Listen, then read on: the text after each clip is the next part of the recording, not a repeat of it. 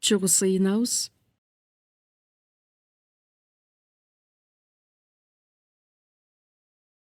Бизди сүйгөн биздин ырайымдуу Кудай Ата.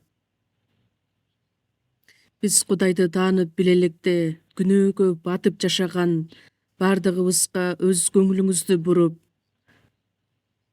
өзүңүздүн сүйүүңүздү биз үчүн арнап, бизди куткарып алышы үчүн Ыйса Машаякты бул дүйнөгө адамдын бейнесинде жиберип, адам баласы кетирген бардык күнөөлөр үчүн биз жазалана турган жазага, соттоло турган сотко Ыйса Машаяк соттолуп, биз үчүн Ыйса Машаяктын төккөн улуу каны аркылуу биздин күнөөлөрдү түбөлүккө кечиргендигиңиз үчүн кайрадан сотко, жазага келбей тургандай кылып, биздин эмгегибиз эмес, өз ырайымыңыздын негизинде аткарылгандыгы үчүн биз ыраазычылык билдиребиз. Сиздин ырайымыңызга ээ болуп куткарылган биз мындан аркы жашообузду бир гана сизди даңктап, сөзгө тил алчак болуп, туура жашоо менен жашоону каалайбыз.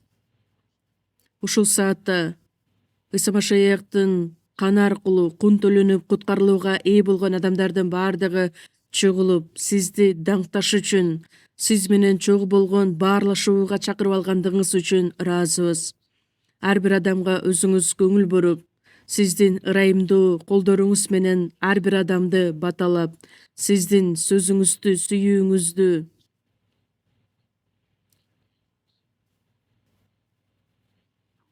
сиздин балдарыңыз катары татыктуу балдарыңыз болуп жашашыбыз үчүн дагы жардам бериңиз. Сиздин биз үчүн тартуулаган улуу сүйүүңүздү жана ошондой эле ырайымыңызды таанып биле элек адамдарга жеткирип, алар дагы куткарылууга ээ болуп, сизди даңктагыдай болушсун. Биздин мамлекеттеги жыйындар, дүйнөнүн ар бир бурчунда жайгашкан жыйындар, кыйынчылыктарга карабастан өз ишенимин сактап келе жаткан, кызмат өтөп келе жаткан биздин бардык бир туугандарга ашып ташыган мол ырайымыңыз менен чогуу болууңузду суранабыз. Биз өтө эле алсыз жашоодо жашайбыз. Бул дүйнө күндөн күнгө күнөөгө, башаламандыкка толуп бара жаткандыгын биз жакшы билебиз. Ошондуктан бүт жүрөгүбүз менен сизге гана таянып, сиздин сөзүңүз менен жашашыбызга жардам бериңиз. Биздин мамлекетке дагы эркин жашоо, тынчтыкты орнотуп, биздин жыйын аркылуу дүйнө бурчундагы көптөгөн мамлекеттерге жакшы кабар сөзү таркатылышы үчүн бизди колдонуңуз. Ар бир убакта бизге керектелүүчү сөздү, биз бара турган жолду ачык айкын кылып көрсөтүп бергендигиңиз үчүн, сөз менен жетектеп келгендигиңиз үчүн ыраазычылык билдирип, ушул саатта дагы биз менен чогуу болууңузду суранып, биз биле турган керектелүүчү сөздөрдү ушул саатта уруксаат бериңиз. Биздин куткаруучу Ыйса Машаяктын ысымынан сыйындык. Аминь. Даңктоо группасын чогулгабыз.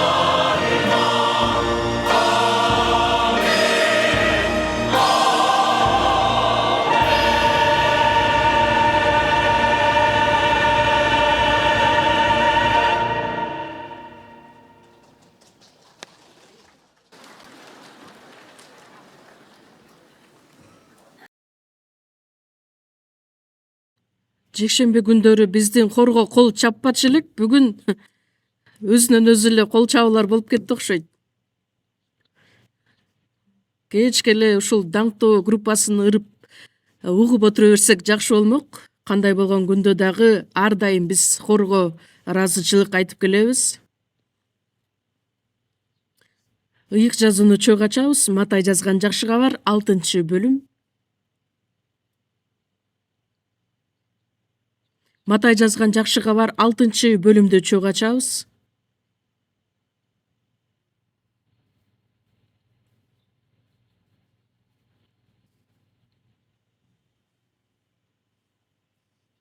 Матай 6-бөлүм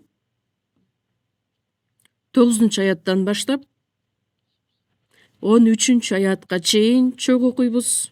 Шашпай баардыгыбыз окуйбуз. Силер болсо мындай сыйынгыла. Асмандагы атабыз, сенин ысымың ыйык тутулсун. Сенин падышачылыгың келсин.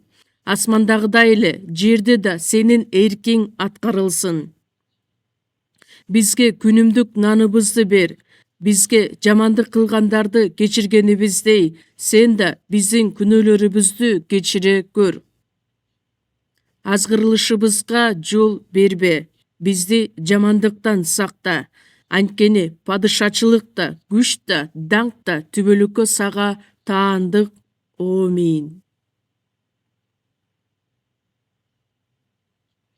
Кайрадан эле бүгүн Матай 6-бөлүмдөгү Теңир үйрөткөн сыйынуу жөнүндө чогуу үйрөнүп келе жатабыз. Эми баардыгыңыздар жаттап деле калдыңыздар болуш керек, Теңир үйрөткөн сыйынуу бул жөн гана жаттап коюш үчүн айтылган сыйынуу эмес. Жөн эле буйрук катары жаттагыла деп берилген сыйынуу эмес. Биз сыйына турган эң маанилүү жана олуттуу темалар камтылган негизги сыйынуу деп айтсак болот.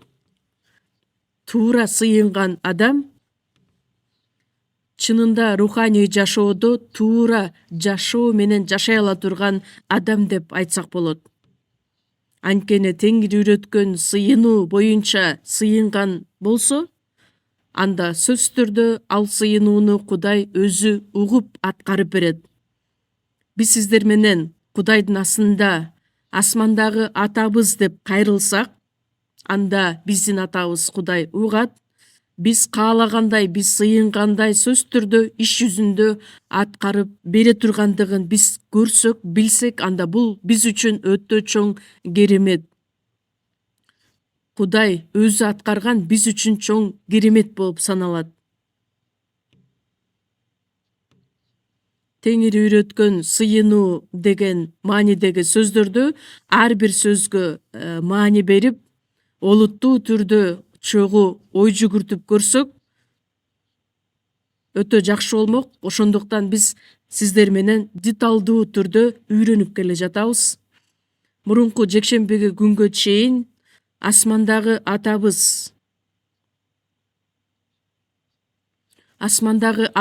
деп бул дүйнөнү жараткан, дүйнөнү башкарып келе жаткан, баардыгынын үстүнөн үстөмдүк кылган Кудай өзү экендигин биз чогуу үйрөнгөнбүз. Жаратуучу Кудай биздин атабыз болду. Бул өтө таң калыштуу нерсе эмеспи?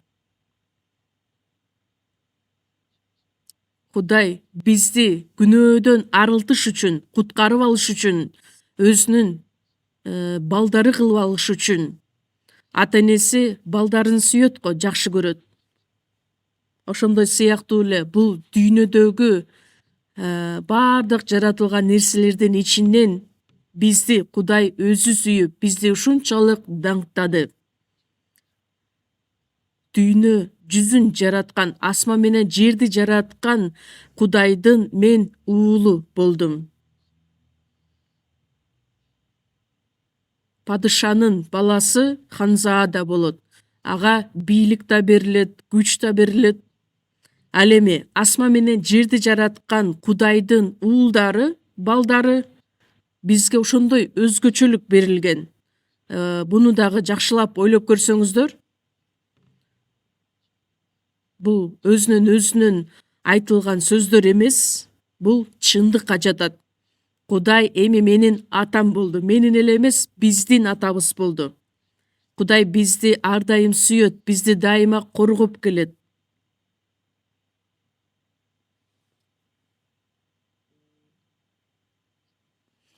Бул дүйнөдө жашап жаткан учурда дагы Кудай биз менен чогуу болот, бизге жардамын берет, дагы бизге берүүнү каалаган нерсе бул түбөлүк анын мурасы. Ошондуктан Римдиктерге 8-бөлүм 17-аятта эгерде биз балдары болсок, канда мурасчылары да болобуз. Кудайдын мурасчыларыбыз, Машаяк менен бирге мурасташпыз. Машаяк менен биргеликте даңкка ээ боло турган адамдарбыз. Куткарылган биз, биздин статусубуз бул ушунчалык керемет, таң калыштуу нерсе экендигин, Кудайдын бизге тартуулаган убадасы канчалык улуу экендигин биз эч качан эсибизден чыгарбашыбыз керекпиз. Ошондуктан Теңир үйрөткөн сыйынууну айтып отуруп, ар бир сөзгө терең маани берип, ошол Теңир үйрөткөн сыйынуу боюнча сыйынууңуздарды каалоо менен ушул теманы үйрөнүп жатабыз. Андан кийинки сөздөр: сенин ысымың ыйык тутулсун. Кудайды биз ата деп чакыргандыктан, эми атабыздын ысымы ыйыкталышы үчүн биз тараптан ошого татыктуу жашашыбыз керекпиз. Оозубуз менен эле асмандагы ата сенин ысымың ыйык тутулсун деп эле айтып койсок, ал ыйыкталбайт. Биз баардык жашоодо Кудайдын балдары экенибизди биринчиден далилдеп, ошондуктан 1-Корунтуктар 10-бөлүм 31-аятта ичсеңер да, жесеңер да, эмне кылсаңар да, баарын эмне кылгыла дейт? Кудайды даңкташ үчүн кылгыла. Тамак жесек да, ичсек да, эмне иш менен алек болбойлу, баардыгы Кудайды даңкташ үчүн болсун. Даңк менен байланышпаган нерсенин баары күнөөгө жатат. Римдиктер 3-бөлүм 23-аятта баардык адамдар күнөө кетирип, Кудай ээ кыла турган даңктан айрылып калышкан. Кудайдын астында адам күнөө кетирип, даңктан айрылып калган эле. Даңкка ээ болбогон адам түздөн түз тозокко бара турган болуп калды. Ал эми Кудайдын даңкына ээ болуп жашай турган адам, ал бейишке барган адам. Ошондуктан бул дүйнөдө Кудайдын балдары катары даңктап жашашыбыз керекпиз. Еврейлерге жазылган катта 2-бөлүмдө Кудай көптөгөн балдарын жетелеп, башында биз Кудайдын балдары эмес элек. Кудай өзүнүн жалгыз уулу Ыйса Машаяк, ал тун уулу эле. Ыйса бул дүйнөгө Кудайдын жалгыз тун уулу катары келген эле. Бир буудай даны жерге түшүп, өлгөндөн кийин гана көптөгөн жемиш алып келгендей эле, Ыйса Машаяктын өлүмү аркылуу көптөгөн бир туугандарды жаратты. Ыйса көргө коюлуп кайрадан тирилгенден кийин аны издеп келген шакирттерине кайрылып айтат: менин атама, силердин атаңарга барарымды айткылат. Еврейлер 2-бөлүмдө дагы айтылат: Ыйса аларды бир туугандарым дегенден уялбайт. Анткени ыйыктаган да, ыйыкталгандар да баары бир атадан. Ыйса ал Кудай менен бир. Кудай өзү. Ыйса Машаяк өлүп кайрадан тирилгенден кийин эми Кудайдын астында анын балдары жогорудан төрөлгөндүктөн, ошол адамдардын баардыгын бир туугандарым деп айтуудан уялбайм. Ыйыкталган бизди баардыгыбызды бир туугандарым деп кайрылат, атайт. Менин атам силердин атаңар, менин Кудайым силердин Кудайыңар. Ошол сөздөр боюнча биз терең ой жүгүртүп көрүшүбүз керекпиз. Римдиктерге 8-бөлүмдө жазылгандай, көптөгөн балдарынын ичинен тун уулу Ыйса болду.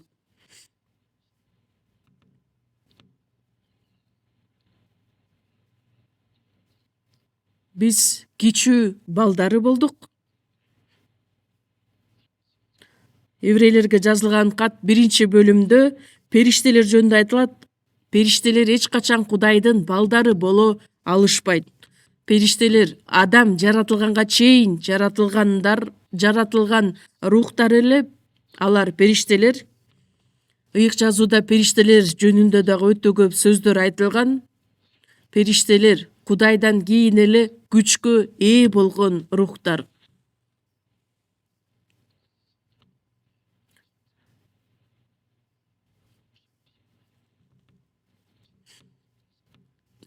Кудайдын мыйзамы дагы периштелер аркылуу берилген. Кудай периштелер аркылуу өзүнүн иштерин дагы аткарып келет. Ошондуктан аларда күч дагы бар. 103-забурда периштелер дагы күчкө ээ болгон, Кудайдын иштерин аткарып келүүчү рухтар. Азыр ушул саатта периштелер дагы бар, биздин көзүбүзгө көрүнбөйт. Жогорудан төрөлгөн ар бир машаякчынын жанында коргоочу периштеси бар. Еврейлер 1-бөлүм 14-аятта периштелердин баардыгы куткарылган адамдарга жиберилген кызмат кылуучу рухтар болуп саналышат. Ар бирибиздин жаныбызда коргоочу периштебиз бар, бирок ал көрүнбөйт. Кудай дагы биздин көзгө көрүнбөйт, периштелер дагы көрүнбөйт. Матай 18-бөлүмдө бул кичинелердин бирин да кордобогула. Анткени алардын асмандагы периштелери атамдын жүзүн дайыма көрүп турушат. Куткарылган адам Кудайдын баласы. Ошондуктан ар бир Кудайдын баласына периште жиберилген.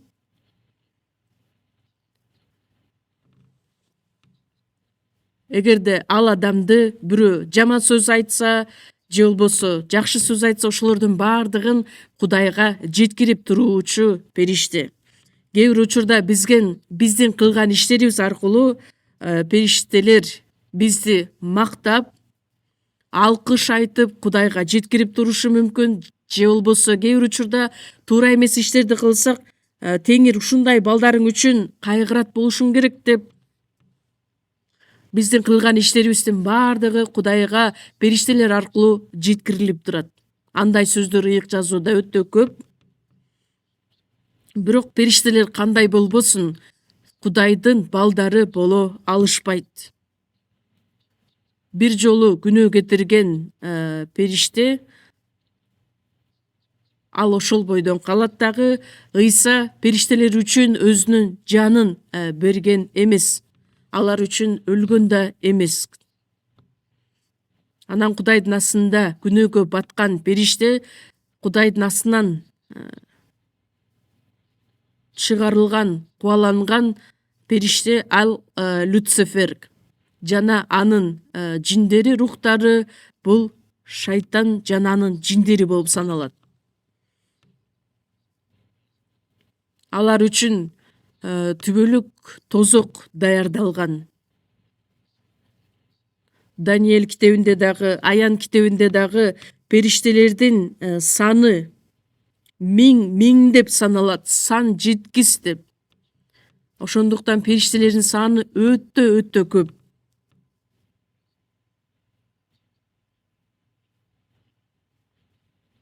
Периштелер дагы Кудайдын иштерин аткарып келишет. Биз бейишке барганда дагы баардыгыбызды периштелер тосуп алышат. Биз үчүн Кудай менен Кудайдын даңкын, азыр эле биздин хор ырдап кетти го. Машаяктын жоокерлери катары Кудайды даңктагыла деп. Периштелер менен биргеликте Аян китебинде дагы жазылат, ушунчалык Кудайды даңктап хор сыяктуудай.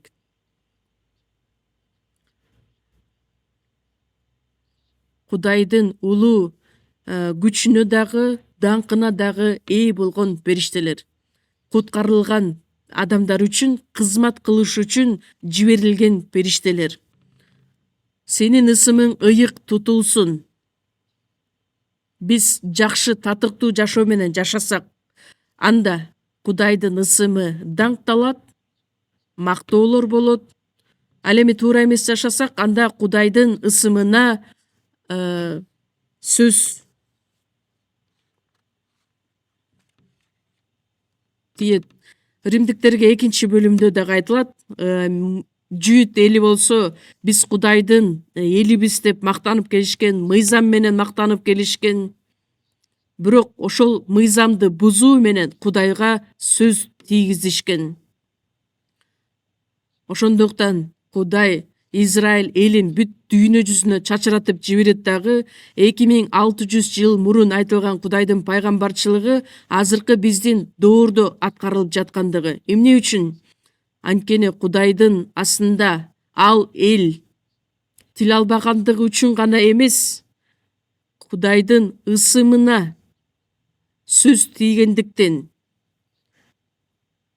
Израилдин талкаланышы менен Израилдин Кудайы каякта? Кудай аны тандап алган эмес беле? Алардын жери эмнеге кургакчылыкка айланып калды деп адамдардын бардыгы Кудайдын ысымына сөз тийгизгендиктен. Израиль эли Ыйса Машаяктан баш тарткандыгы үчүн жазага тартылган эле. Бирок ошол эле учурда Кудай жок эмес, тирүү Кудай экендигин далилдеш үчүн Израиль элин кайрадан өз калыбына келтирген элек. Израилдин артында Кудай бар экен. Израилди жакшылап изилдеп үйрөнсөк, Кудай бар экендигин биз жакшы түшүнө алабыз. Израиль эли аркылуу Кудай бизге сабак көрсөткөн. Кимде ким Кудайдын астында тил алчак болгон болсо, андага бата даңк болот. Кимде ким тил албаган болсо, ал адамга коркунучтуу жаза болот деген. Бирок азыркы учурда дагы жүйүттөрдүн ичинен көптөгөн адамдар айкаш-чыгачка кадалган Ыйса Машаяк Кудай жиберген Машаяк экендигин, еврей тилинде Машаяк биздин сөз менен куткаруучу деген нерсени дагы да билбестен жашап келишет. Мен Израилга 3-чү жолу барганымда жакшы кабар таркатыш үчүн барган элем. Израилде дагы ишенген адамдар бар, бирок өтө аз санда. Кудайга ишенишет, бирок Ыйса Машаякты кабыл алышпайт. Байыркы келишимди кабыл алышат дагы, жаңы келишимди башка окутуу деп кабыл алышат. Дагы Машаякты күтүп келген жүйүттөр да бар. Периштелер дагы Кудайдын балдары боло алышпайт. Кудай өзү тандап алган эли дагы. Ал эми Ыйса Машаяк куткарып алган адамдар, кимде ким ага ишенип ыйыкталган адамдар Кудайдын ысымын ыйыктай алышат. Кандайча? Биздин сүйлөгөн сөзүбүз аркылуу, жашаган жашообуз, кылган иштерибиз менен. Кудайдын ысымын биз ыйыкташыбыз керекпиз. Мисирден чыгуу 20-бөлүмдө 2-осуят катары: Кудай Теңириңдин атын курлай айта бербе. Ким анын атын курлай айткан болсо, Теңир аны жазасыз калтырбайт. Теңирдин атын курлай айта берген болсо, анда Теңир жазасыз калтырбайт. Мисалы үчүн ушул ыйык жазууну адамдар көчүрүп жазган учурда кандай жазылган болсо, ошондой көчүрүп башка китепке түшүрүшү керек эле да. Ошондо Теңир деген сөз кездешкен болсо, анда адам толук өзүнүн денесин жууп, кисточкасын дагы алмаштырып, анан кайрадан жазган эле. Бирок билесиздерби, адамдар ойлонбостон эле Кудайдын атын жөн эле айта беришет. Өзгөчө америкалыктар. Бири-бирин каргаганда, бири-бири менен урушканда, сен дагы Машаякка окшоп каргышка кал деген сөздөрдү колдонушат. Ал дагы Ыйса Машаякты таанып билбегендиктен жыйынтыгында Кудай Теңирдин атын курлай айтып келген адамдар. Биз оозубуз менен антип айтпасак дагы, бирок кылган иштерибиз, жашаган жашообуз Кудайга жакпай турган жашоо болгон болсо, жыйынтыгында биз дагы Кудайдын ысымын ыйыктай албай калабыз. Ыйык тута албай калабыз. Кудай айтат да, бизди жалганчысыңар деп. Кудайга уруш тийиши мүмкүн. Теңир үйрөткөн сыйыны карап көрсөңүздөр, ар бир айтылган сөз сенин ысымың ыйык тутулсун. Мен өзүмдүн жашоомдо Кудайдын ысымы ыйык тутулушу үчүн татыктуу жашоо менен жашап жатамбы же жокпу? Кудайдын падышачылыгы келсин. Бул дүйнөдө куткарылган адамдар бардыгы Кудайдын падышачылыгы болуп саналат. Анткени Кудайдын падышачылыгы биринчиден биздин жүрөгүбүздө аткарылат. Теги алыс болгон Кудайдын падышачылыгы азыр менин жүрөгүмдө. Түбөлүк бейишке барганга чейин бейиш, падышачылык менин ичимде аткарылат. Мисалы үчүн, бир башкы компания боло турган болсо, сөзсүз түрдө анын филиалы болот. Ошондо сыяктуу эле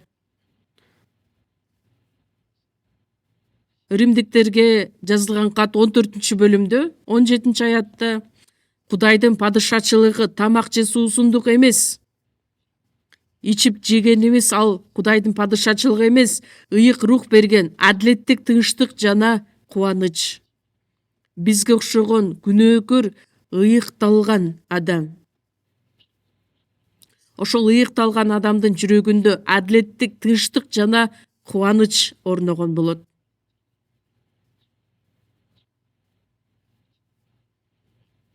Түбөлүк бейишке барыш үчүн белги катары же болбосо күбө катары сенин падышачылыгың келсин деген сөз. Бул дүйнөдө дагы Кудайдын падышачылыгы дагы кеңейсин, көптөгөн адамдарга жетсин. Аян китеби 1-бөлүмдө 5-аятта бизди сүйгөндүктөн, күнөөлөрүбүздү өзүнүн каны менен жууган Ыйса бизди падышалар кылып алды. 1 Петр 2-бөлүм 9-аятта дагы силер Кудайдын тандалып алынган уруусусуңар, падышанын ыйык кызмат кылуучуларысыңар. Ар бир куткарылган адам Кудайдын падышачылыгына ээ болгон адам. Демек, Кудайдын падышачылыгы кеңейип келе жатат. Буга чейин өткөн сөздөрдү бир аз эсиңиздерге сала кеттим. Кайталап, сенин падышачылыгың келсин. Андан кийинки сөз, асмандагыдай эле жерде да сенин эркиң аткарылсын. Кудайдын планы, Кудайдын эрки бул дүйнөдө дагы, тарыхтын ичинде, биздин жашоодо аткарылсын. Асмандагыдай эле жерде дагы сенин эркиң аткарылсын. Мисалы үчүн, бир үй тургузганга чейин биринчиден проект, план болот. Ошондой сыяктуу эле асмандагы Кудайдын эрки, планы бул дүйнөдө аткарылат. Куткарылган адамдардын ичинде биз Кудайдын эркин сөзсүз түрдө аткарышыбыз керекпиз. Жакып 4-бөлүмдө айтылат. Кудайдын эрки болсо, анда аман болсок. Тигини же буну кылабыз. Кудайдын эрки болсо тирүү болобуз, Кудайдын эрки болсо өлөбүз. Кудайдын эрки боло турган болсо анда муну да тигини да кылабыз. Эгерде Кудайдын эрки ага дал келбесе, анда кылбаганыбыз туура болот. Жашасак дагы, өлсөк да бардыгы Кудайдын эрки боюнча аткарылсын.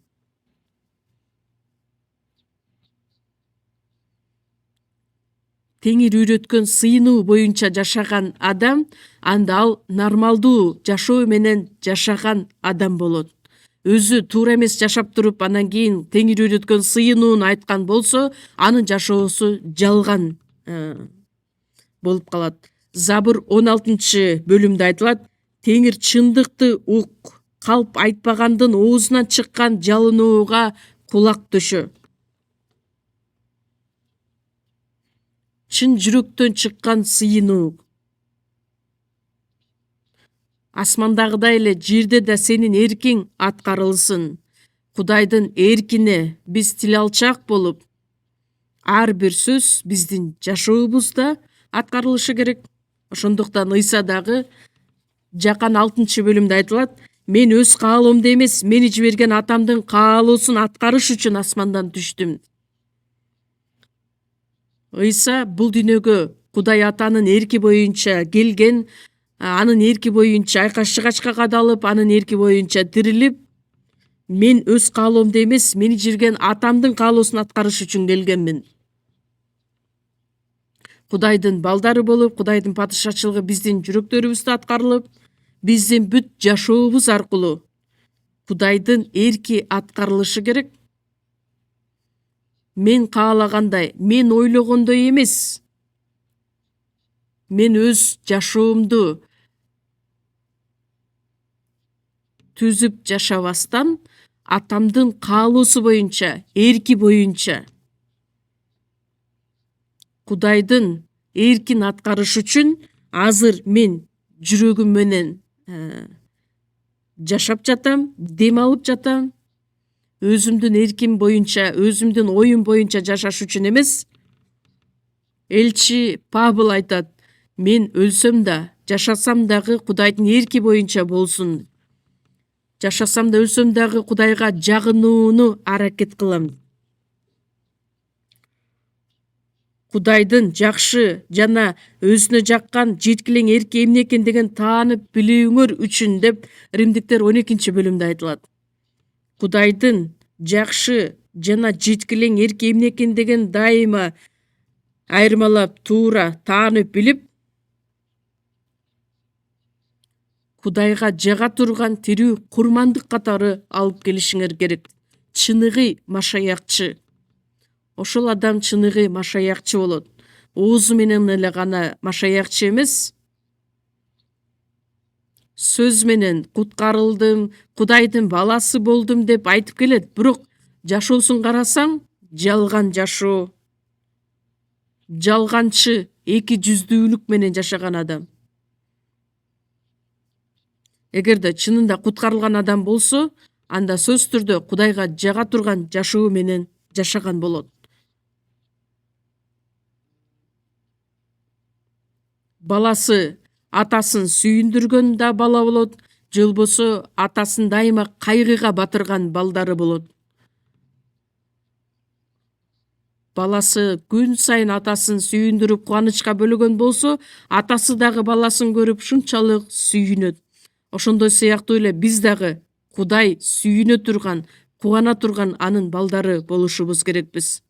Жашасак да, өлсөк да, Кудайдын эрки болсо, анда жашайбыз, буну кылабыз, тигини кылабыз. Ошол жүрөктөрүбүз менен жашаганыбыз туура болот. Филиппиликтерге жазылган кат 2-бөлүм 13-аятта: Силердеги тилекти да, аракетти да Кудай жакшы ниети боюнча жаратат. Кудай өзүнүн эркин бизге ачып берет дагы, ошол эркин аткарышыбыз үчүн бизге тилекти да, аракетти дагы өзү берет. Кудайга жага турган анын эркин аткарышыбыз үчүн. Ыйык рух Кудайдын эркин таанып билишибиз үчүн биздин ичибизде иштейт дагы, бизде ошол аракетти жаратат. Кыйнап зордоп эмес, тилекти дагы, күчтү дагы Кудай бизге өзү берет.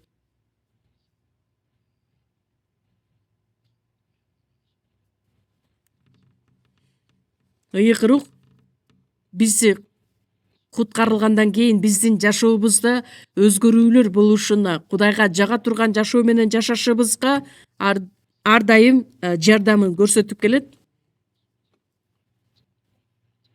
Ыйса бийик тоого көтөрүлгөн учурда анын жүзү күндөй жаркырап, кийими аппак болуп өзгөрүлөт.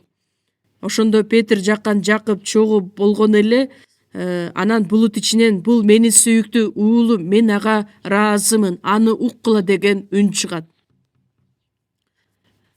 Матай 3-бөлүмдө дагы Ыйса Машаяк Иордан дарыясында сууга чөмүлдүрүлгөн учурда дагы асмандан ошондой эле үн чыккан эле, бул менин сүйүктүү уулум, мен ага ыраазымын, аны уккулат.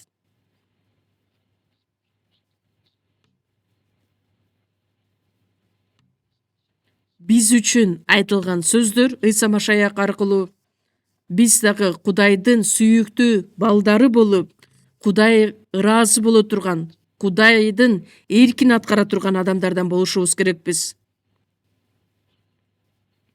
Жакан 8-бөлүмдө айтылат го, Ыйса ар дайым атама жакканды аткарам деп.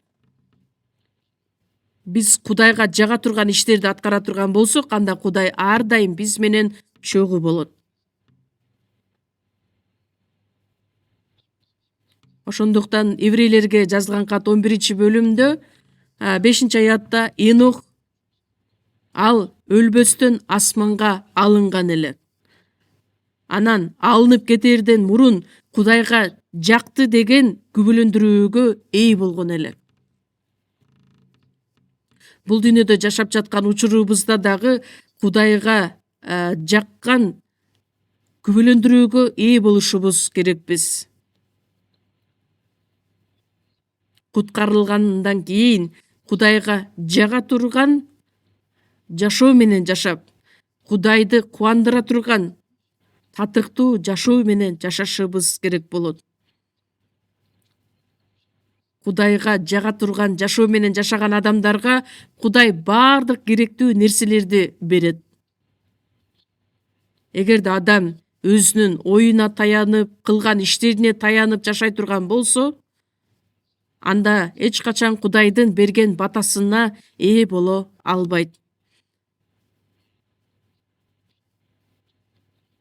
Кудай баардык жакшы нерсесин бизге берүүнү каалайт. Ошондуктан тең үйрөткөн сыйынууну күн сайын ар бир сөзгө маани берип, өзүңүздөр өз алдыңыздарча сыйынып көрүңүздөр.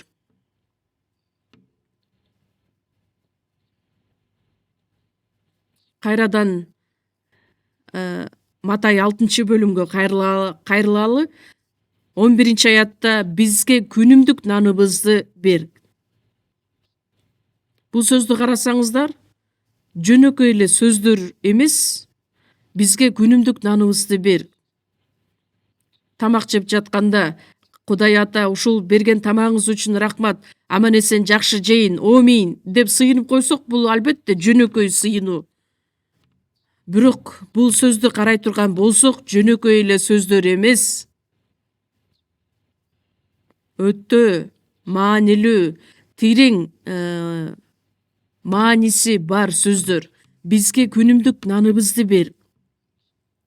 Күнүмдүк нан деп бизге керектелүүчү күнүмдүк тамагыбызды билдирет. Бул дүйнөдө жашап жаткан учурда жашашыбыз үчүн эң керек нерсе бул тамак. Тамак эле керектелбестен башка нерсенин баардыгын бизге камсыз кылып берүүчү биздин Кудай.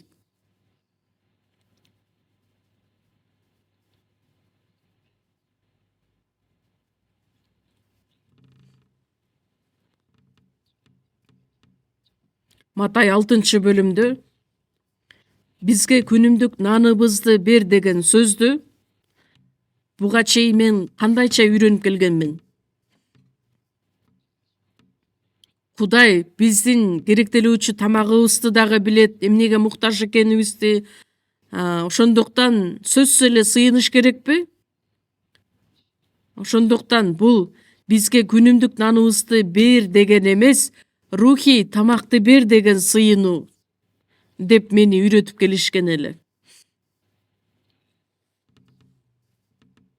Бул сөз өзү сөз айтып тургандай эле күнүмдүк наныбызды бер, биздин денебизге керектелүүчү тамакты бер.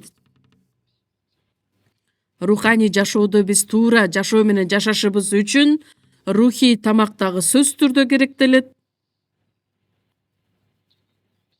Рухий тамак дагы керек. Аюп 23-бөлүмдө 12-аятта Аюп өзү айтат: Кудайдын оозунан чыккан сөздөрдү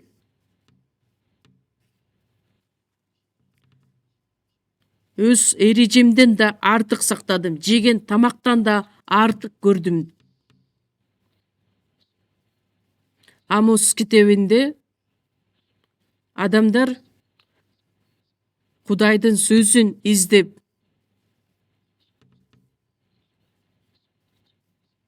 тамак аштын жетишпегендиги үчүн эмес, Кудайдын сөзүн угууга шунчалык кыйналышкан эле. Ал эми азыркы биздин жашоодо сөз өтө көп. Каалаган учурда сөз үйрөнө да алабыз, окуй да алабыз. Азыр бизге окшоп сөздү көп билген адамдар жок.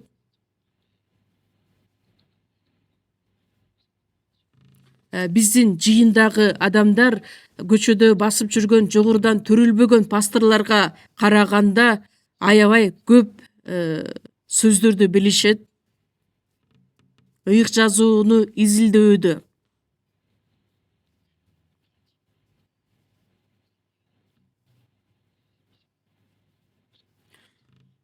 Билесиздерби, бул дүйнөнүн пасторлору аябай жакшы сүйлөшөт, чечен болушат, философияны кошот, илимдерди кошот, баардыгын аралаштырып, бирок ичиндеги негизги маңыз жок. Эмне үчүн? Анткени өздөрү чындыкты таанып билбегендиктен, Кудайдын сөзүн туура таанып билбегендиги үчүн.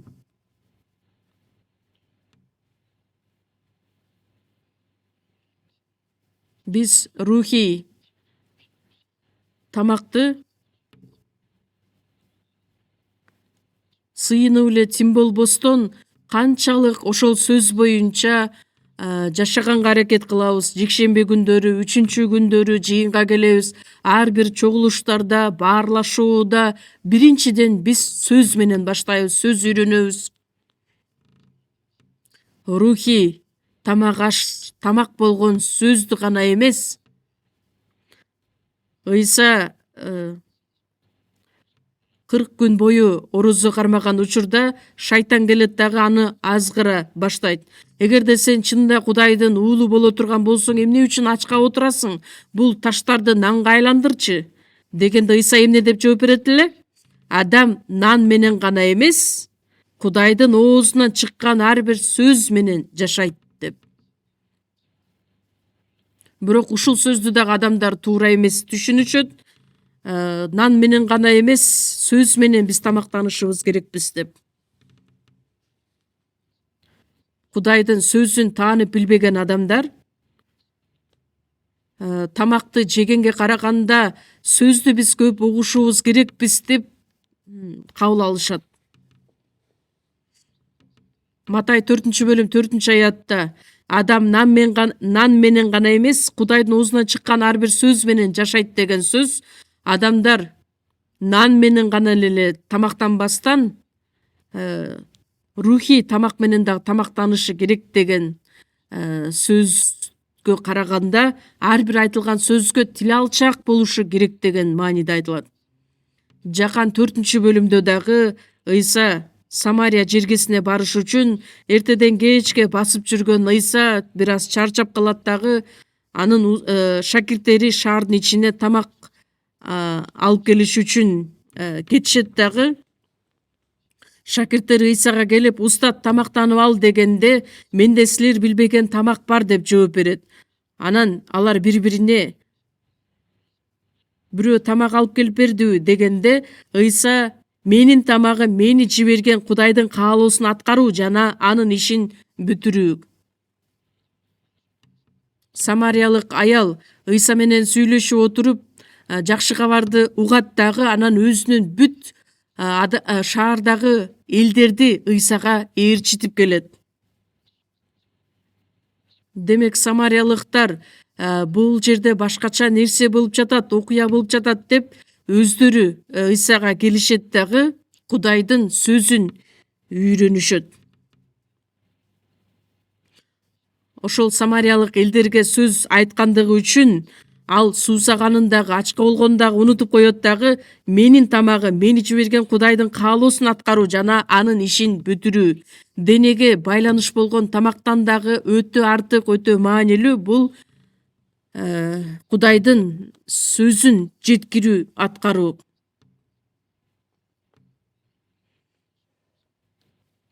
Ачка болгон адам кандай болгон күндө дагы тамак деп жалдырап калат. Суусаган адам канчалык нерсе менен кызыктырба, алдаба, ал суу деп калат.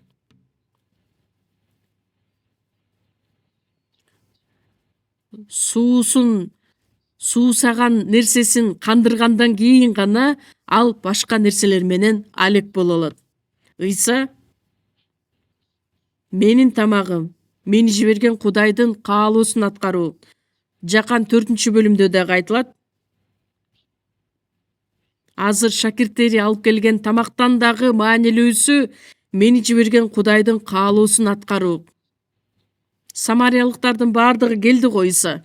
Ал адамдарга жакшы кабар сөзүн жеткирип, азыркы жей турган тамактан дагы ошол иш маанилүү болгондуктан. Биз бир аз эле курсагыбыз ачып кетсе, тамак издеп баштайбыз го. Ал туура эмес деген иш эмес. Ачка болгон адам тамак издегендей, суусаган адам суу издегендей эле, биз дагы рухий тамакты, сөздү ушунчалык издеп каалашыбыз керекпиз. Бизге күнүмдүк наныбызды бер. Ар дайым Кудайдын сөзүн денеге керек болгон тамактан да артык көрүп, мен чарчасам да, ачка болсом дагы, денем кыйналса да, эң биринчи орунда бул дүйнөдө жашап жаткан учурда мага керектелүүчү нерсе бул сөз экендигин билишибиз керекпиз. Өзүмдүн каалоомду аткарыш үчүн эмес, Кудайдын каалоосун аткарыш үчүн жашап жатам деп Ыйсадан үлгү алып, ошол жашоо менен жашашыбыз керекпиз. Бизге күнүмдүк наныбызды бер, күн сайын керектелүүчү наныбызды бер.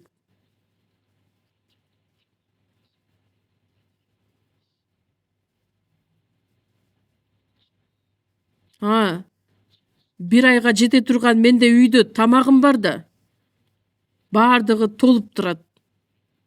Муздаткычты ачып карай турган болсок, керектүү нерселердин бардыгы бар. Кудай мага күнүмдүк нанымды бер деп сыйынсак,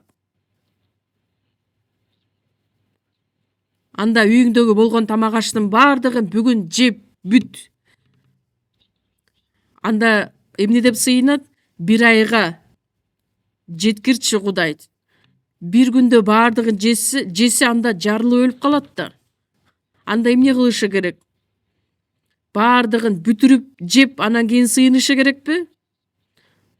Бул дагы мен үчүн чоң тапшырма болчу эле. Бизге күнүмдүк наныбызды бер деген сөздү үйрөнүп отуруп, мен түшүндүм. Бул сөз чыныгы ар бир күнүбүзгө керектелүүчү тамак экендигин. Израиль эли Мисир жергесинен чыккандан кийин Кудай өзү убадалаган Канаан жерге барганга чейин чөлдө эч нерсе жок да, алар жер иштете албайт, эмне тамакты ала алышпайт. Ошондуктан күн сайын Кудай аларга маннаны берген. Манна менен азыктырган.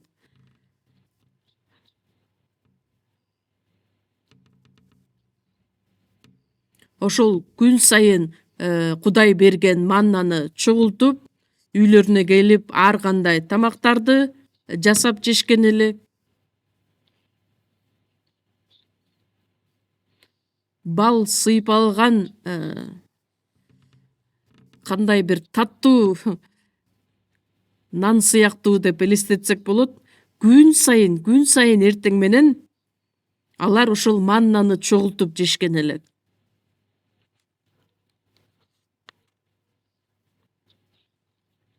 Кээ бир адамдар көп чогултуп келет дагы, үйүнө келгенде бир күндүк жей турган тамагын алып келет. Кээ бир адамдар азыраак алып келет. Көп алып келсе дагы, аз алып келсе дагы ошол жетиштүү болгон. Бирок 6-күнү алар чыгышкан эмес манна чогултуш үчүн.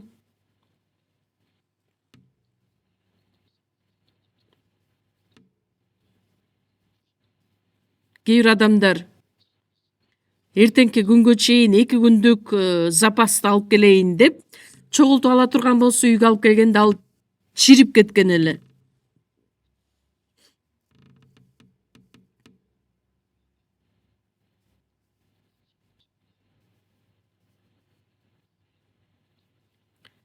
Алтынчы күн болгонго чейин Кудай эки эселеп аларга берген эле. Ошол чогултулган манна чирибеген эле. Бул дагы өтө таң калыштуу нерсе.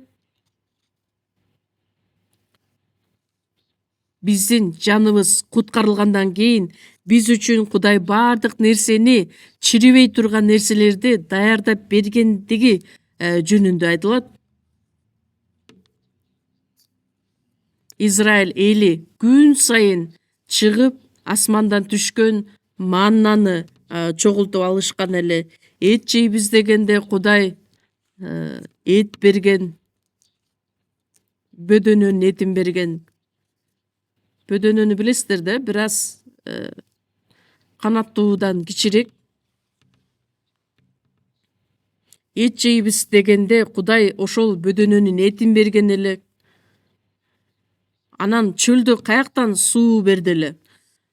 Жанакы чоң асканы урганда ал жактан суу чыккан эле. Израиль эли болсо чынында кереметтердин арасында жашаган эле. Күндүз болсо булут мамысы менен, түнкүсүн от мамысы менен. Азыркы биздин руханий жашообуз чөлдө басып бара жаткан жокпуз.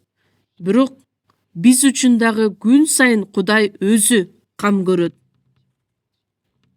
Үйдө наныбыз болсо да, тамагыбыз болсо дагы бизге күнүмдүк наныбызды бер деп Кудайга кайрылып сыйынабыз. Эмне үчүн? Күн сайын Кудайга таянып, Кудайдын жардамына ээ болуп жашашыбыз керек экендигин көрсөтөт. Бүгүнкү нанды да Кудай бизге берди. Кудай бербесе, анда биз кантип жашайт элек? Биз жеген тамак, нан бардыгы Кудай тарабынан берилген нерселер.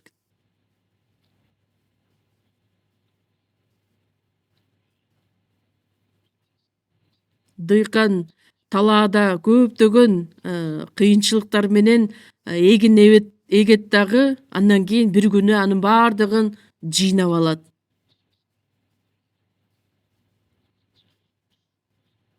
Күрүч айдаган болсо, күрүч жыйнап алат. Мисалы үчүн балыкты деле, балык уулоочулар ушунчалык көптөгөн кыйынчылыктардын негизинде андан кийин балыкты уулап, балык кармап, анан бизге чейин жеткиришет. Деңиз азыктары, жерден чыккан азыктар, ошолордун бардыгы Кудай өзү берет. Дыйканчы канчалык аракет кылбасын, бирок асмандан күндүн нуру берилбесе, жамгыр жаабаса, анда каяктан эгин пайда болмок эле, тамак аш пайда болмок элек. Кудай өзү өстүрбөсө, Кудай кам көрбөсө, анда каяктан биз тамак аш менен азыктанат элек. Жакшылап карап көрсөңүздөр, баардыгы Кудайдын жетеги менен бизге берилет. Баардыгы Кудай тарабынан берилет. Ошондуктан Ыйса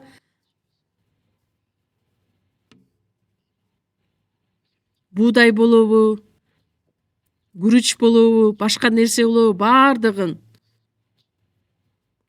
биз үчүн тамак менен камсыз кылып берет дагы.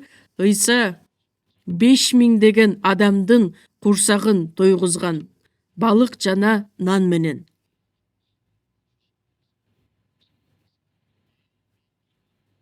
Ошондуктан биз дагы күн сайын Кудайга таянуу менен жашаганыбыз туура болот. Бизге күнүмдүк наныбызды бергендиң үчүн ыраазымын. Мейли үйдө 1 айлык жете турган тамак ашыбыз болсо дагы, 1 жылдык запастагы тамак аш болсо дагы, Кудайга кайрылып сыйынуубуз керек болот. Накум китебинде 1-бөлүм 7-аятта Кудай өзүнө таянгандардын баардыгын билет. Биз куткарылганыбыз дагы Кудайдын ырайымы аркылуу. Элчилердин иштери 17-бөлүм 24-аятта асма менен жерди жараткан Кудай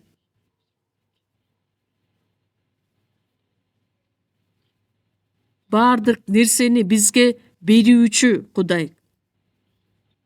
Биз дем алганыбыз, жашаганыбыз, тирүү басып жүргөнүбүз баардыгы Кудайдын ырайымы аркылуу.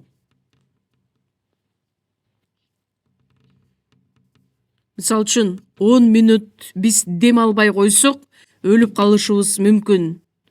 Негизинде биз аба менен дем алып жаткандыгыбыз үчүн дагы ыраазычылык билдиребиз. Бирок ар бир дем алган сайын, "О, Кудай рахмат. О, Кудай рахмат" деп ошентип ыраазычылык билдиребизби? Суу ичет дагы асманды карап, "О, Кудай рахмат." Дагы бир тамчы суу ичет да, "О, Кудай рахмат" деп асманды карайбы? Албетте башын өйдө көтөргөндө гана тамагынан ылдый өтөт. Кандай болгон күндө дагы биз ар дайым баардык нерсе үчүн Кудайга ыраазычылык билдиришибиз керекпиз.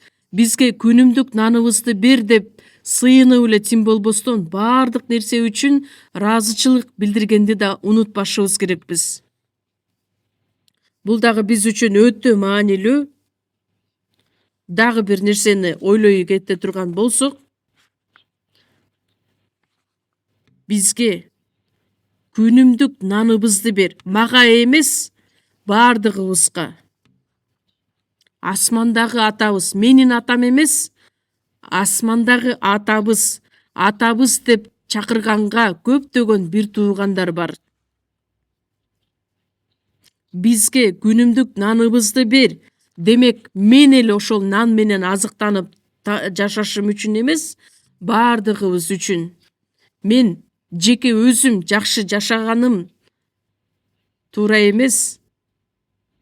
Кудай мага берген болсо, ошол нерсе менен башкалар менен бөлүшкөнгө аракет кылышыбыз керекпиз. Жакып китебин чогуу ачабыз. Жакыптын жазган каты 2-бөлүм.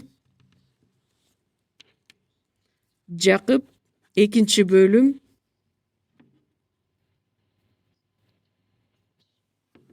15-аят 15-16 аяттарды мен окуп берейин.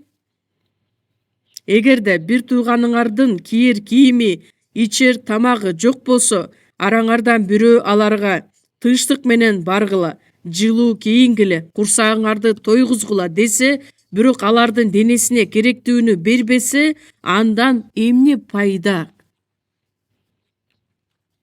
Бир туугандарыбыздын ичинен бирөөсү ичер тамагы, кийер кийими жок болсо, анда эмне кылышыбыз керекпиз? Кудай бизге күнүмдүк наныбызды бер деп эле сыйынып коюшубуз керекпизби? Ошол наны жок болгон, тамак ашы жок болгон бир туугандар үчүн мага берилген нан менен бөлүшкөндү билишибиз керекпиз. Мен сыйынганда Кудай мага берди да, нанды да берди, тамак ашты да берди. Демек, ошону менен бөлүшкөндү да билишибиз керекпиз. Анан бөлүшпөй туруп тынчтык менен бар, жылуу кийин, курсагыңды тойгуз деп айтып койсок,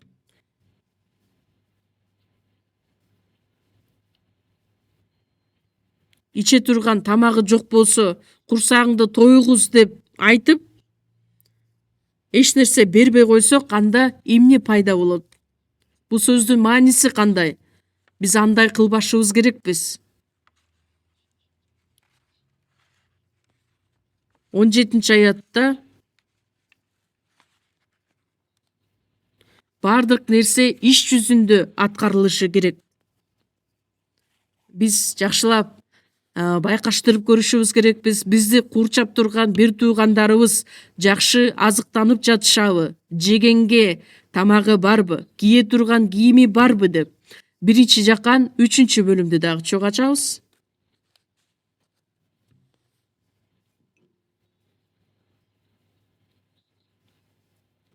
Биринчи Жакан 3-бөлүм 16-аят.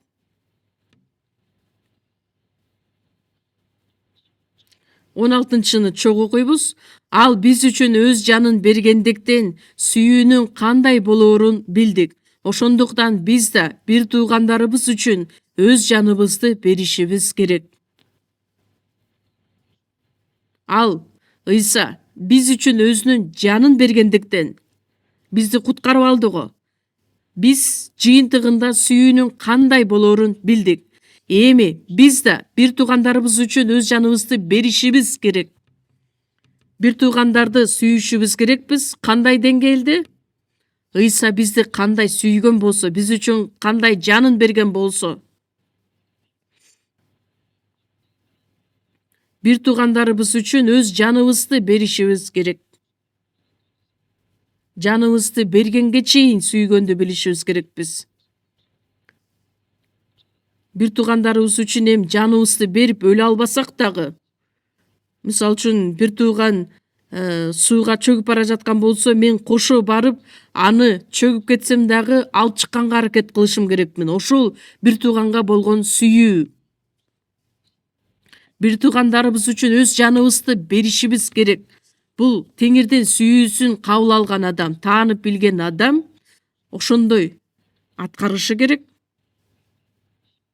17-аятты да карайлы. Колунда бар болгонуна карабастан, бир тууганын муктаждыгын көрүп туруп жардам бербеген адамда кантип Кудайдын сүйүүсү болсун? Бул дүйнөнүн байлыгына ээ болуп туруп, тамагы да бар, жеген тамагы, кие турган кийими бардыгына ээ болуп туруп, бир тууганынын муктаждыгын көрүп туруп жардам бербесе, анда ал адамда кандайча сүйүү бар болот эле?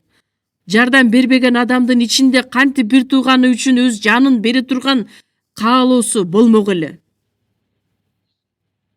Жардам берүүнү каалаган каалоосу бар. Бирок ага жол бербеген нерсе эмне? Денеси.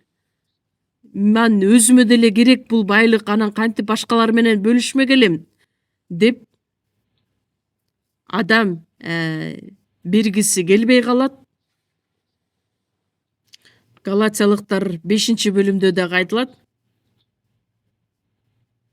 Дененин каалоосу рухка каршы болот.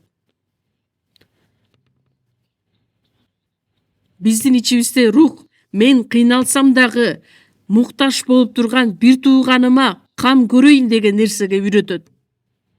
Бир тууганыбыз үчүн жаныбызды бергенге чейин даяр болушубуз керекпиз. Ошол жүрөктү биздин ичибизде Кудай өзү жараткан. Ал эми дене ал аткарылбаш үчүн тоскоолдуктарды жаратып туруштук берет. Биздин дене эмне деп кабыл алат? Эми өзү кыйналса өзү кыйналат да, мен эмне күнөөм бар экен? Өзү жалкоо болсо ошентип ачка калат да деп биздин адамдык оюбуз ага тоскоолдук жаратат. Демек адамда өзүмчүл эгоизм деген нерсе орнойт. Ошондуктан ал ойду биз талкалашыбыз керекпиз ыйык рухтун жетеги менен. Эгерде бир тууганыбызга жардам берүүдөн баш тартсак, жардам бербесек, анда Кудайдын сүйүүсү кандайча биздин жүрөгүбүздө болот?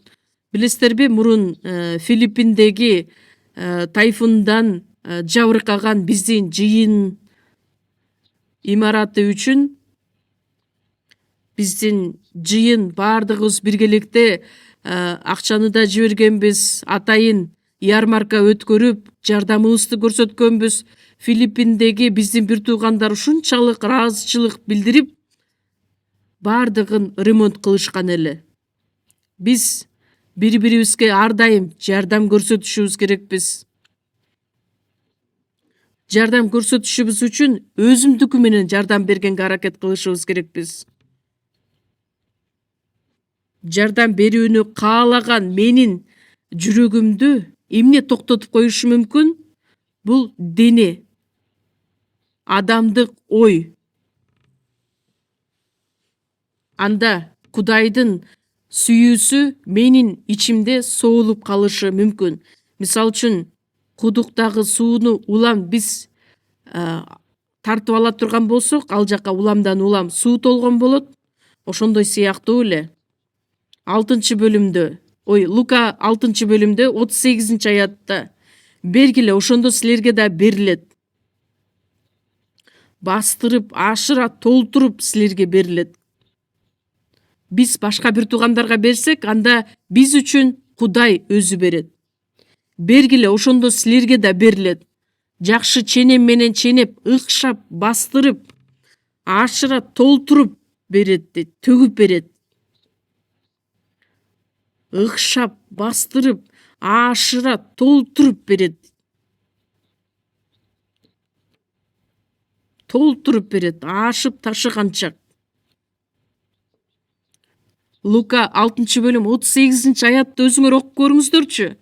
Мен берген болсо, мен үчүн Кудай өзү берет. Мен канчалык көп берсем, ошончолук Кудай мага көп ашып ташыган ырайымын тартуулайт. Конференция залын тургузушубуз керекпиз. Жакшы кабар үчүн дагы көптөгөн курмандыктар керектелет. Бирок ошону көрүп туруп, мен болбосом башкалар деле жардам берип жетишет деп өзүм мен четте жөн эле отура берсем, ал жөн гана шылтоо болуп саналат. Мен курмандыктарды, ондуктарды алып келгиле деп эч качан кулактандыруу сөзүн айтпайм. Анткени кулактандырууну айтпасак дагы биздин жыйын өзү билип дайыма курмандыктарды, ондуктарды алып келген жыйын. Ыйык рух дайыма биздин ичибизде баардык тилекти дагы, ошону аткарышыбыз үчүн күчтү дагы жаратат. Иерусалимдеги жыйындар кыйналган учурда башка жыйындар баардык курмандыктарды, ондуктарды чогултуп, Македониядагы жыйындар, элчи Павыл жана башка элчилер барып жардам бергиле деп сураганга чейин эле өз каалоосу менен, өз ыктыяры менен жардамдарын көрсөтүшкөн эле.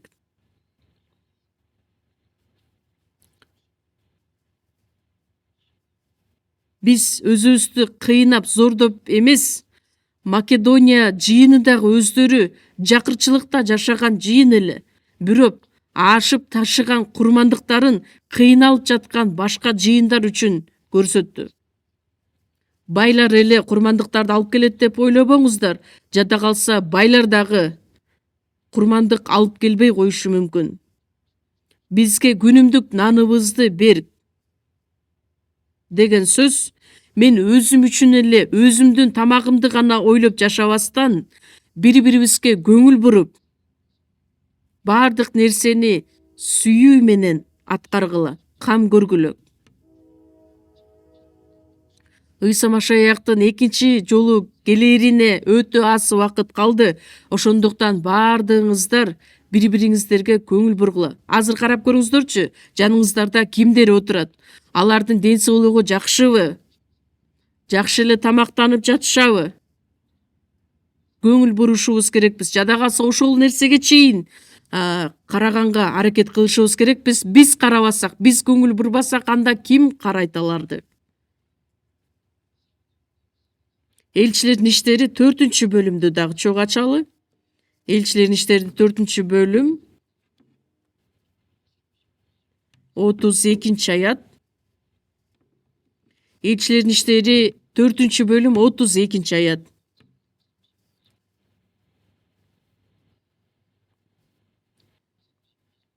Отуз экини чогуу окуйбуз. Ыйсага ишенгендердин көпчүлүгүнүн ой тилектери бир эле. Эч ким өзүнүн мүлкүн меники дечү эмес. Алардын баардык нерсеси ортодо болчу. Баштапкы жыйындар, Иерусалимдеги жыйындар. Ишенгендер, куткарылган адамдар баардыгы бир ойдо, бир тилекте. Кудайга кызмат кылуу, Кудайды сүйүү, Кудайдын эркин аткарып жашоо, баардык нерседе аларда бир ой, бир тилек менен жашаган элек. Оозу менен эле биз бир туугандарбыз, бир үй бүлөбүз деп эле айтып келбестен эмне кылышты? Эч ким өзүнүн мүлкүн меники дечи эмес эле. Баардык нерсеси ортодо болчу. Меники сеники эмес, баардыгыбыздыкы, жалпыбыздыкы деп.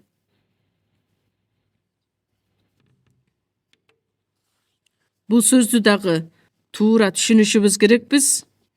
Бай адамдар, жакыр адамдар менен чогуу бөлүшкөндү билиши керек. Өзү эле курсагын ойлоп, өзү эле жакшы жашоо менен жашай бербестен, бири-бири менен бөлүшкөндү билип, иш жүзүндө аткарылышы керек. Жакыр адамдан дагы жакыр адамдар бар. Баардык нерсеси ортодо болчу. Демек, Кудайдыкы деп алар таанып билишчү элек. Атасы иштейт, акча табат деп эле атасы өзү үчүн, өзүнүн кызыкчылыгы үчүн жумшайбы? Жок. Үй бүлөсү үчүн жумшайт, балдары, кызы үчүн, керектелүүчү нерсе үчүн баардыгын чогуу колдонот. Ошондой сыяктуу эле бизди бириктирген бир туугандар, үй бүлө, Кудайдын үй бүлөсү, биз бул дүйнөдө эле чогуу жашабастан түбөлүк бейишти дагы чогуу жашай турган адамдарбыз. 33-аятта элчилер болсо Теңир Ыйса Машаяктын өлүп кайра тирилгендеген зор кайраттуулук менен күбөлөндүрүп жатышты. Баардыгынын үстүндө Кудайдын зор ырайымы бар эле. 34-аятта алардын эч кимиси эч нерсеге муктаж болчу эмес. Анткени менчик жерлери же үйлөрү барлардын баары аларды сатып, сатылган нерсенин акчасын алып келип элчилердин колуна тапшырышчу. Андан ар бир адамга муктаждыгына жараша берилчү. Иерусалимдеги бир туугандар өздөрүнүкү жеке меники деген нерсе жок. Үйлөрүн, жерлерин сатып, баардык акчасын элчилердин колуна тапшырышкан эле. Элчилер болсо ал акчаларды ар бир адамдын муктаждыгына жараша бөлүп берген элек.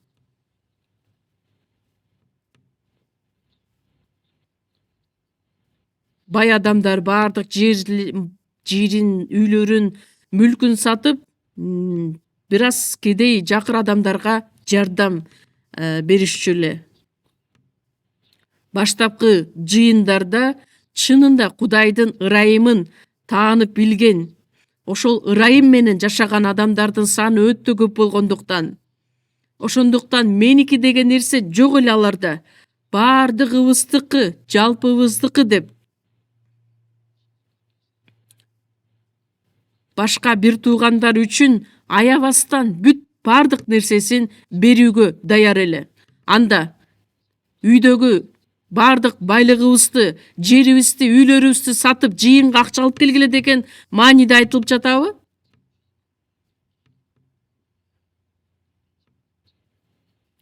Биз азыр андай доордо жашап жаткан жокпуз. Кээ бир мамлекеттер бар го, мисалы үчүн бардык байлыктарды өзүнө алып, өзүн гана ойлогон мамлекеттер. Башка мамлекеттер жакырчылыкта жашайбы, кандай жашоо менен жашайт, алар жөнүндө ойлобостон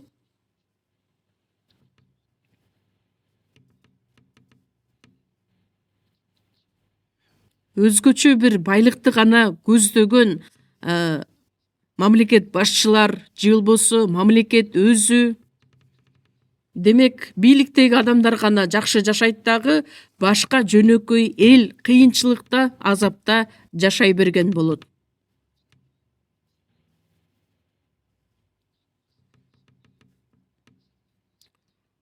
Ыйык жазуудагы айтылган сөздөрдү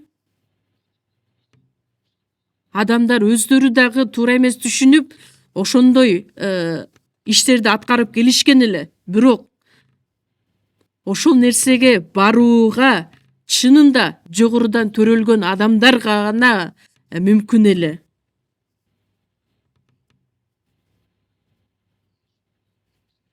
Ыйса Машаяк Иерусалим Рим аскерлери менен толугу менен каратылып талкалана тургандыгы жөнүндө дагы алдын ала айткан эле. Биздин замандын 70-жылында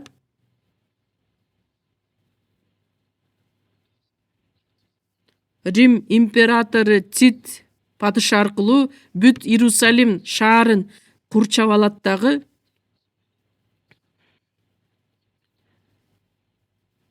Үйүндө болгон адамдар бай мүлкүңөрдү албастан батыраак үйдөн чыкканга аракет кылгылат. Качканга аракет кылгылат. Демек жерлерин, үйлөрүн бардыгын сатып алдын ала даяр болушу керек эле. Амур шаарлары талкаланганга чейин биринчиден Кудайдын эскертүү сөзү болгон эле го Лотко. Анан Лот үйүн таштап чыгып бара жаткан учурда Лоттун аялы артын карайм деп, анан туз мамысына айланып калат. Эмне үчүн? Арттын караган, үйдөгү калтырган байлыгына өкүнүп, үйдөгү калган алтын шакегим, чынжырым эмне болуп калды деп, кимге калды деп кайгырып отуруп. Иерусалимди курчап алганын көрүп, батырактан ошол жерден чыгып кеткиле деп эскертүү айтылган эле. Бирок Иерусалимде калган адамдарда эч кандай үмүт жок эле. Ал эми элчилердин иштери 4-бөлүмдөгү жазылган сөздөр баштапкы жыйындарга гана тиешелүү сөздөр эле. Ушуну туура түшүнүүңүздөрдү каалайт элем. Кээ бир адамдар түшүнүп албасын, эртең биз үйүбүздү дагы жерибизди бардыгын сатып жыйынга алып келишибиз керек экен деп. Андай кылсаңыздар бардыгыбыз жарды болуп калабыз.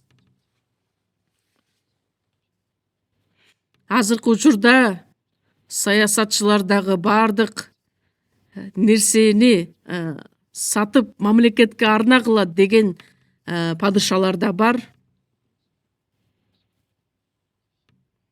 Машаякчылар бул нерсени аткарууга мүмкүн болгон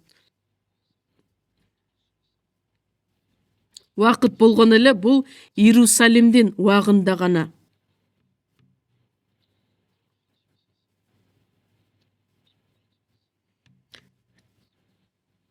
Тиметейдин жазган биринчи каты 6-бөлүмдө да чогуу ачабыз. 1-Тиметей 6-бөлүм. 1-Тиметей 6-бөлүм 18-аят. 18-19 аяттар чоң окуйбуз. Алар жакшылык кылышсын, жакшы иштерге байышсын, берешен болуп, башкалар менен бөлүшө билишсин. Ошондо алар түбөлүк өмүргө ээ болуу үчүн, өздөрүнө келечек үчүн жакшы негиз боло турган кенч жыйнаган болушат. Жакшылык кылышсын, жакшы иштерге байышсын, берешен болуп, башкалар менен бөлүшө билишсин. Бөлүшө билишсин. Эгерде адамдын колунан келе турган болсо, өзү эле узак убакыт бою өзүн гана ойлоп жашабастан, биз куткарылган адамдар эң биринчиден жакшы кабарды таркатуу биздин максат. Тозокко бара жаткан адамдарды куткарып алуу. Ошондуктан куткарылган адамдарга берилген эң эле биринчи тапшырма өзүнүн байлыгын жакшы кабар таркатыш үчүн колдонуу. Биздин жыйын азыркы учурда билесиздерби, бүт дүйнө жүзүндөгү мамлекеттерге жакшы кабарды таркатып келет. Ошол мамлекеттердеги адамдарга жакшы кабар таркатыш үчүн канчалаган акчалар кетет. Акчаны эле ойлой берсек, анда биз жакшы кабар тарката албайт болчубуз. 82 мамлекетте 1139 жыйын бар. Былтыр эле биздин Сеул борбордук жыйында чет мамлекеттеги жыйындардын акыбалы кандай бардыгын изилдеп билип, анан бардык ошол жыйындарга өз жардамын көрсөтүп келишкен эле. Ал суммадагы акчалар өтө көп.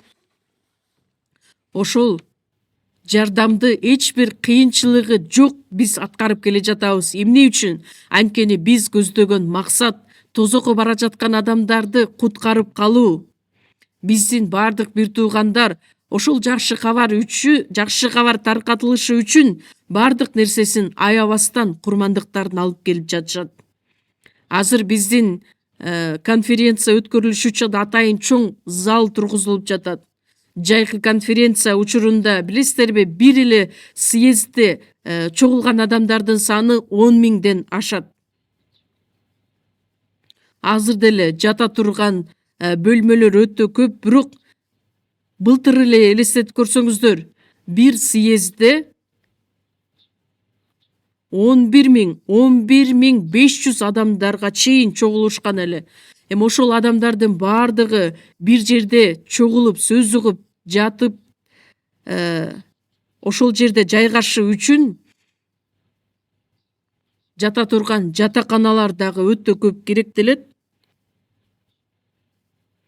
Ошол чоң залдарды, конференция өткөрүш үчүн, имараттарды тургузуш үчүн көп сандаган акчалар сарпталат. Бирок биз андан коркпостон тургузуп келе жатабыз, куруп жатабыз. Эмне үчүн? Анткени биздин мамлекеттеги бир туугандардын бардыгы эмне үчүн курулуп жатат, эмне үчүн тургузулуп жатат деген себебин жакшы билгендиктен. Бизде жайкы конференция, жазгы конференция, күзгү, кышкы конференциялар үзгүлтүксүз өтүп турат.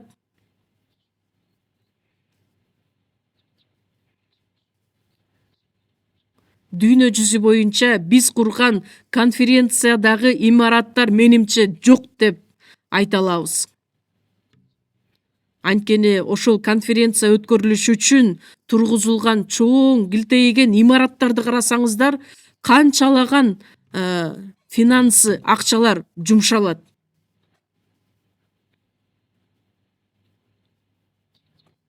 Эң биринчи биз көздөгөн максат жакшы кабар сөзүн таркатуу, адашкан адамдарды кайрып келүү, алар куткарылып калсын деп. Чет мамлекетке биздин миссионерлер барып кызмат кылып жатышат.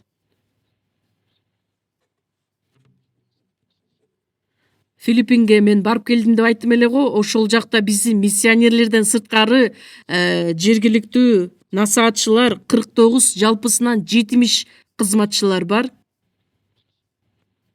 Аялдар менен биргеликте бардыгы жалпысынан 180ге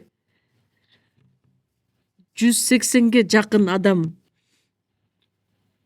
Анан кызматчылардын чогулушу болду эле. 1300 кызматчы чогулуп биз конференция өткөргөнбүз. Ошондуктан биз колдо турган байлыгыбызды, акчабызды дагы бардык элдерге жакшы кабар таркатылсын деп ошол максатта жумшайбыз. Ошондуктан ар дайым бири-бирибизге көңүл буруп, бири-бирибизге жардам бергенди да унутпайлы. Мисалы үчүн ячейкадагы, группадагы бир туугандардын кандай муктаждыктары бар, оң колуң кылган нерсени сол колуң билбесин дейт. Ошондуктан өз колубуздан келбей турган болсо анда жыйынга келип айтып, чогуу көмөктөнүшкөнгө аракет кылышыбыз керекпиз. Бизге күнүмдүк наныбызды бер деген сыйынууну дагы аткаруу менен биргеликте еврейлерге жазылган кат 13-бөлүмдү да чогуу ачабыз. Еврейлерге жазылган кат 13-бөлүм.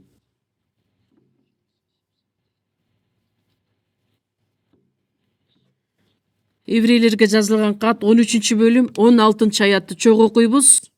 Кайрымдуулук иштерин кылууну жана бири-бириңерге жардам берүүнү унутпагыла, анткени мындай курмандыктар Кудайга жагат.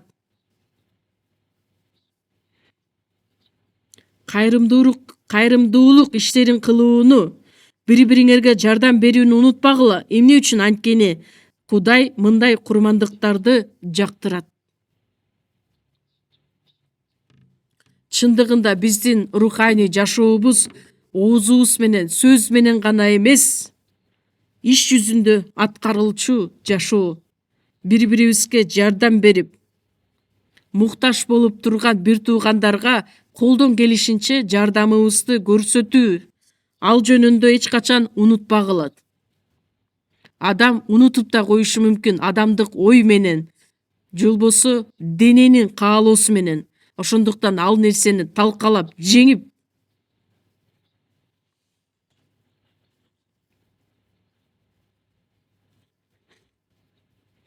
Матай 6-бөлүмдө 26-аяттан баштап 33-аятка чейин Ыйса айтат: асмандагы канаттууларды карагыла, алар эгин экпейт, же ооруп жыйбайт. Асмандагы атаңар аларды азыктандырат. Силер алардан артык эмессиңерби? Талаадагы лилия гүлдөрүн карагыла. Кудай ал гүлдөрдү дагы өзү өстүрөт. Сулайман падыша да булардын бириндей кийинген эмес. Жада калса талаада өскөн гүлдөрдү да Кудай өзү өстүрсө, кийиндирсе, анда силер эмне үчүн, эмне жейбиз, эмне ичебиз, эмне кийебиз деп түйшүк тартасыңар. Бутпарастар булар үчүн түйшүк тартышат. Ал эми силердин атаңар, силер эмнеге муктаж экениңерди баарын билет. Жада калса асмандагы канаттууларды дагы, талаадагы лилия гүлдөрү үчүн да Кудай өзү кам көргөн болсо, анда силер эмне үчүн, эмне жейбиз, эмне ичебиз, эмне кийебиз деп түйшүк тартасыңар. Мунун баардыгын бутпарастар, куткарылбаган адамдар түйшүк тарткан нерселер. Ал эми силердин атаңар эмнеге муктаж экениңердин баардыгын билет. Баардыгын билет деген сөз Кудай өзү жоопкерчиликти мойнуна алат. Ишенимсиз адамдар.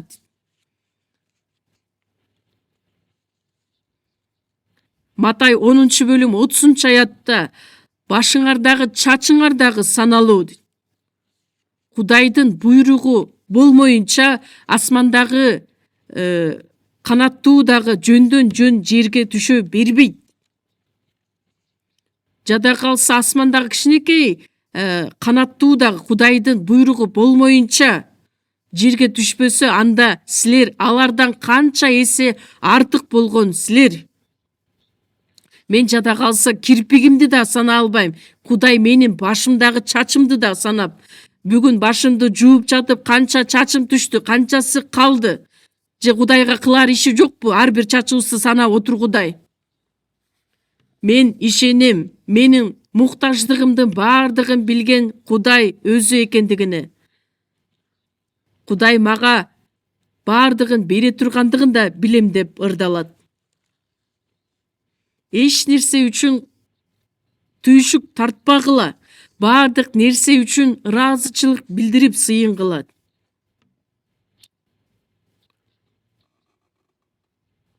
Бардыгы үчүн ыраазычылык менен сыйынгыла. Анткени силердин сыйынууңарды Кудай угат. Биздин керектелүүчү муктаж нерселерибиздин бардыгын Кудай билет. Ошондуктан жардамын берет. Макул анда мен эч нерсе кылбай эле коеюн деп чалкалап жатып оозубузду чоң ачып жата бергиле деген сөзбү?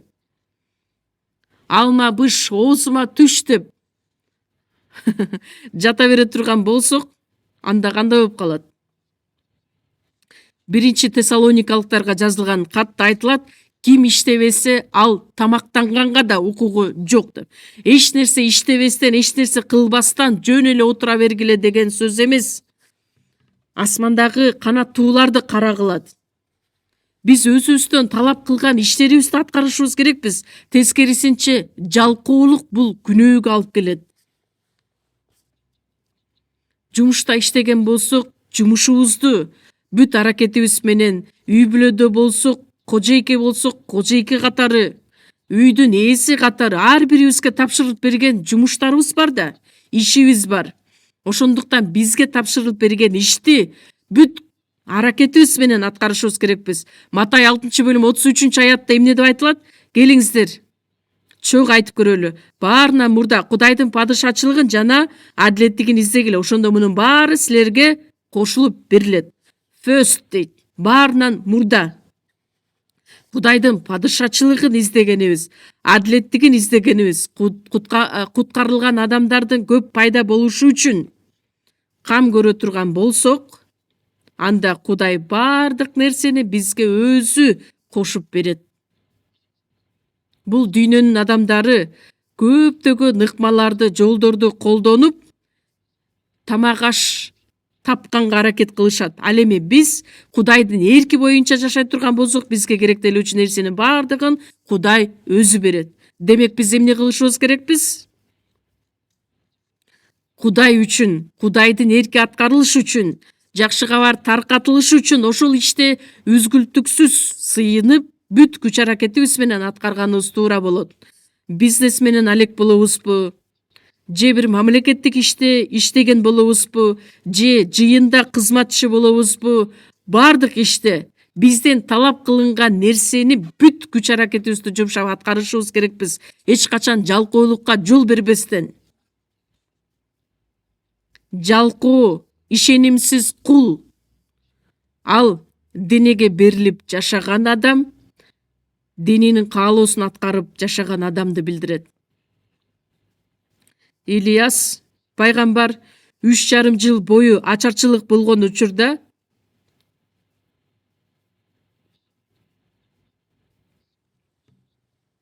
ачарчылыктын азабынан жей турган тамак жок болгондуктан күн сайын карга ага эт ташып берет. Ошентип азыктанат дагы, эми суу дагы соолот, эми башка жакты көздөй барышы керек эле.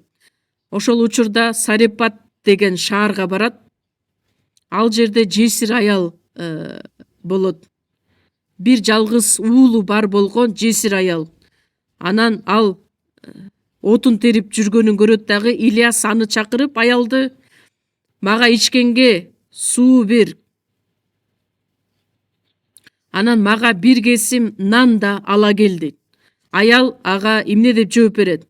Каяктагы нан, каяктагы суу? Менде азыр нан да жок. Жыгаш челекте бир ууч гана ун бар. Анан акыркы аз май бар. Ошону мен азыр чырпык терип, уулум экөөбүз үчүн тамак даярдайын дагы, жеп, андан кийин өлөбүз. Анан каяктан сага тамак нан берет элем. Сага бере турган наным да жок. Ошондойбу. Бирок биринчиден ошол нанды жаса дагы мага бир аз бер. Мага биринчи берсең, андан кийин өзүң дагы, уулуң дагы жейсиңер. Ошондой аткара турган болсоң, анда теңир кайрадан жамгыр жаадырган күнгө чейин унуң дагы түгөнбөйт, кумура дагы, майың дагы бөксөрбөйт. Анан бул аял, жесир аял, Ильяс пайгамбар айткандай бардыгын аткарат дагы, нан жасап, биринчиден Ильяска жеткирип барат. Ильяс пайгамбар айткандай, ошол ачарчылык бүткөнгө чейин анын уну дагы түгөнгөн жок, майы дагы бөксөргөн жок. Анан Ильяс дагы аял жана анын үй бүлөсү көп убакытка чейин ошону менен жан багышты. Биринчи Падышалар китеби 17 бөлүмдө ошол жөнүндө айтылат. Кудайдын керемети жөнүндө. Ал керемет азыр дагы бар. Кандайча керемет? Баарынан мурда Кудайдын падышачылыгын жана адилеттигин издегиле. Кудайдын эрки боюнча жашай турган болсок, анда Кудай бардык нерсени бизге өзү кошуп берет. Бул Кудайдын жардамы, Кудайдын керемети. Биз Кудайдын эркин аткарып жашай турган болсок, демек Кудай аткарган кереметтерди көрө алабыз. Бизге күнүмдүк наныбызды бер. Кандай акыбалда болбойлу, Кудай дайыма биз үчүн кам көрөт, биз үчүн жоопкерчиликти алат. Ошондуктан бизден талап кылынган нерсе, бизге эмне иш тапшырылып берилген болсо, ошону гана туура так аткаруу.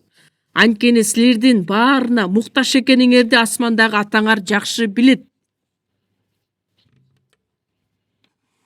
Эгерде ошол нерсени бардык адамдар таанып билген болсо, ушунчалык кызыктуу жашоо менен жашамак. Ошол сөздү таанып билгенден кийин кыйынчылык жашоодо жашасам дагы Кудайдын жардамы бар экендигине ишеним менен биргеликте мага бизге күнүмдүк наныбызды бер деп сыйынып келгенмин.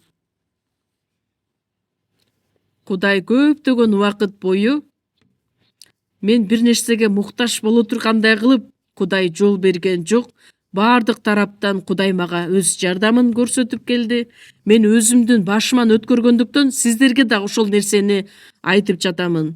Эң негизгиси Кудайдын эрки боюнча жашаган болсок, биздин чачыбыз дагы саналуу болгон болсо, анда кантип Кудай башка тараптан жардам бербей койсун? Бардык нерсени, бардык түйшүктү Кудайга тапшыргыла.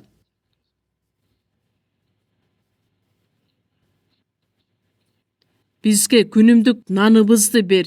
Мага эмес, бизге. Мен гана эмес, бардык бир туугандарыбыз үчүн. Мен колумдагы болгон нерсени бир туугандар менен бөлүшкөндү билишим керекмин. Ошондо гана Кудай мага толтуруп ашып ташыган өзүнүн ырайымын тартуулайт. Ушуга чейин үйрөнөлү, чогуу сыйынабыз. Биздин ырайымдуу Кудай Ата. Ыйса Машаяктын улуу каны аркылуу куткарылууга ээ болгон бардыгыбыз биздин ишибиз эмес, сиздин ырайымыңыздын негизинде биздин жаныбызды да, денебизди да куткарып алгандыктан эми биз сизге таандык адамдардан болдук. Мындан аркы жашообузду бир гана сизди даңктап жашашыбыз үчүн. Асмандагы канаттуулар дагы, талаадагы лилия гүлдөрү үчүн дагы Кудай өзүңүз кам көрөсүз. Ошондуктан биз эмнеге муктаж экенибизди бардыгын көрүп тургандыктан бизге бардык нерсени тартуулап, биз болсо дайыма сиздин сөзүңүзгө тил алчаак болуп жашашыбыз үчүн жардам бериңиз. биздин бир туугандарыбыздын ичинде кимде ким биздин жардамыбызга муктаж болгон болсо, чын жүрөктөн аларга өз жардамыбызды көрсөтүп, сиздин эркиңиз аткарылышын каалайбыз. Бардык нерсени сизге тапшырып, Ыйса Машаяктын ысымынан сыйындык. Аминь.